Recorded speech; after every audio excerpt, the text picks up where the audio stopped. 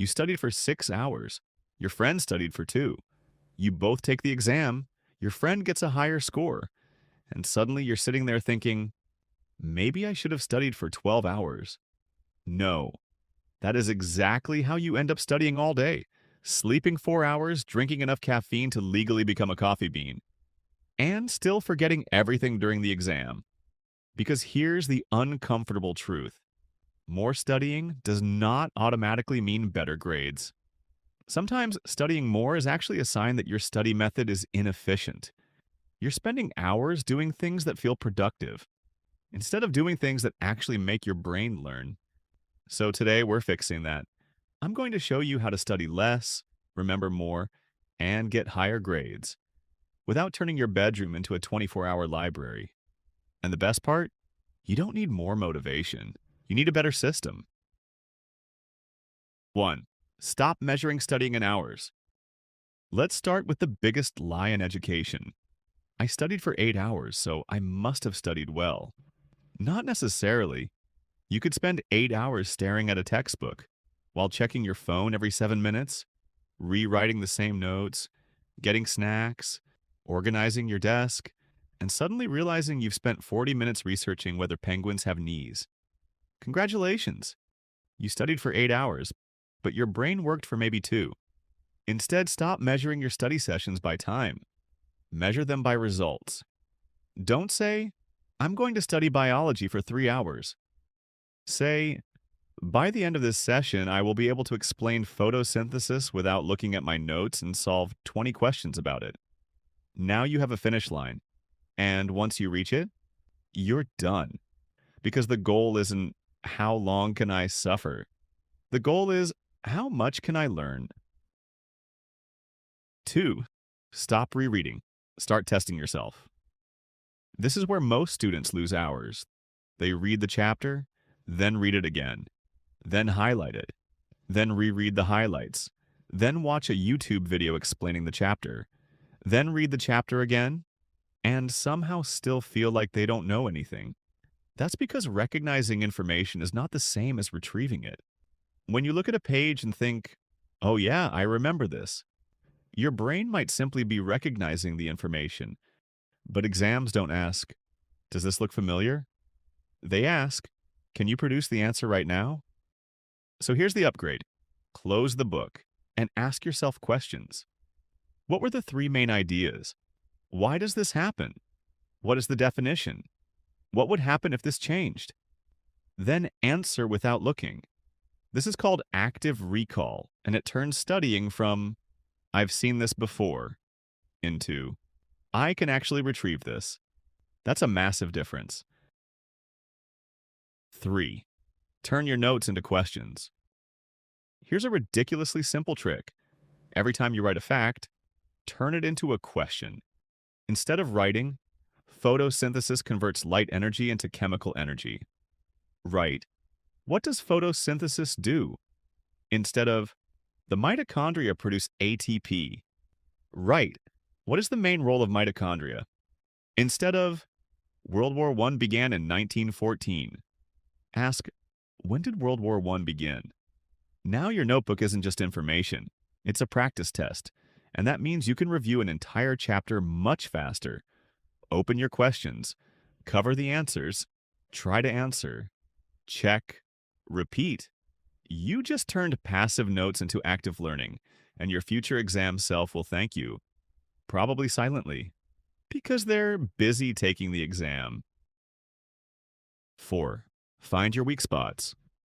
This one is incredibly important. Imagine you have 10 chapters to study. You already understand 8.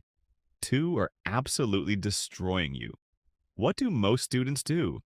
They start from chapter 1 and study everything again. Why? Because reviewing things you already understand feels good. You read the page and think, yep, I know that. Your brain gives you a tiny dopamine high. You feel productive. But your grade doesn't care how productive you felt. Your grade cares about what you can actually answer. So test yourself, then categorize your topics. Green, I know this. Yellow, I kinda know this. Red, please send help. Then spend most of your time on yellow and red. This is called a targeted practice, and it's one of the fastest ways to reduce wasted study time. Because you're no longer studying everything, you're studying what actually needs studying. 5. Use the Feynman trick. Here's how to expose fake understanding. Pick a topic. Then pretend you're explaining it to a 10-year-old. No complicated vocabulary, no textbook sentences, no hiding behind words you don't actually understand. Explain it simply. For example, instead of photosynthesis is a complex biochemical pathway through which plants convert radiant energy into chemical energy, say, plants basically use sunlight to help make food. Simple. But then something interesting happens. You might get stuck. You might realize, wait, why does that happen? Congratulations! You just found a knowledge gap, and that's exactly what you should study. This is why teaching a concept is so powerful. You can't hide from your own confusion. Your brain basically exposes itself. Yeah, you don't actually understand this part. Rude, but useful. 6. Practice before you feel ready. Here's another mistake. I'll practice questions after I finish learning everything. No. Practice questions should come much earlier, because practice is not just for testing what you know. Practice tells you what you don't know. Let's say you're studying math. You read the formulas. You watch someone solve 5 examples. Everything looks easy. Then you try one yourself. And suddenly you're staring at the question like it personally betrayed you. Good. That's useful, because now you know exactly what needs work. The same applies to chemistry, physics, biology, languages, history, pretty much everything. Don't wait until you feel ready to practice. Practice to become ready. 7. Use spaced repetition instead of one giant cram session. Let's say your exam is next week. You could study a chapter for 4 hours today and never look at it again. Or you could study it for shorter periods across several days. For example, day 1, learn it. Day 2, recall it. Day 4, test yourself. Day 7, review the weak areas. Why does this work? Because every time you return to information after some forgetting has occurred, you have to retrieve it again. And that repeated retrieval helps strengthen your memory. So don't try to completely memorize something in one heroic study session. Your brain isn't a USB drive. You can't just drag a PDF into it. Give the information multiple encounters. Shorter sessions. Repeated over time. Much better. 8. Make your study sessions brutally focused. Here's something most students don't want to hear. Your problem might not be that you need more study time. Your problem might be that you're studying with your phone sitting 3 inches away. Your phone is basically a tiny casino. Every notification says, "Come on, just check me once." And suddenly you're watching a video about a guy restoring a 1970s toaster.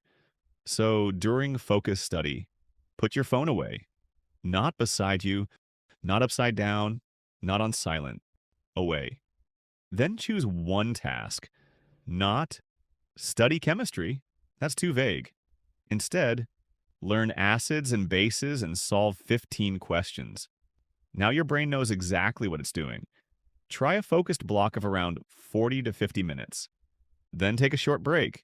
And during that break, actually take a break. Don't replace studying with 20 minutes of TikTok. Because if your 5-minute break becomes a 47-minute documentary about celebrity drama, we have a problem. 9. Create an error log. Here's one of my favorite tricks. Every time you get a question wrong, don't just look at the correct answer and move on. Write down, what did I get wrong? Why did I get it wrong? What should I have noticed? How will I avoid this mistake next time? This creates an error log, and your mistakes become personalized study material. Think about it. Your textbook tells you what the average student needs to know. Your error log tells you what you need to know. That's much more valuable. If you keep making the same mistake, it stays in the error log, and before the exam, instead of rereading an entire textbook, you can review your most common mistakes. That's studying less, while targeting the exact things that can improve your score. 10. Stop studying when you're no longer learning. This might be the hardest lesson. Sometimes you should stop. If you've been studying for hours and you're reading the same sentence 5 times, you're probably not learning efficiently anymore. Take a break. Sleep. Come back later. Your goal isn't to collect study hours like Pokemon. Your goal is to build knowledge. So here's the system: learn, close the book, recall, practice, find mistakes, fix weaknesses, come back later, repeat. That's it. You don't need to study everything. You need to study the right things in the right way at the right time. And here's the crazy part: once you stop wasting time on passive studying, you may discover that you don't actually need 8 hours. Maybe you need 3. Maybe you need 2. Maybe you need 1 incredibly focused hour, followed by consistent review. The point isn't to find the smallest number of hours possible. The point is to eliminate wasted hours. Because there are 2 types of students. The first says, I studied for 8 hours. The second says, I learned the material, tested myself, fixed my mistakes, and remembered it. Guess who has the advantage?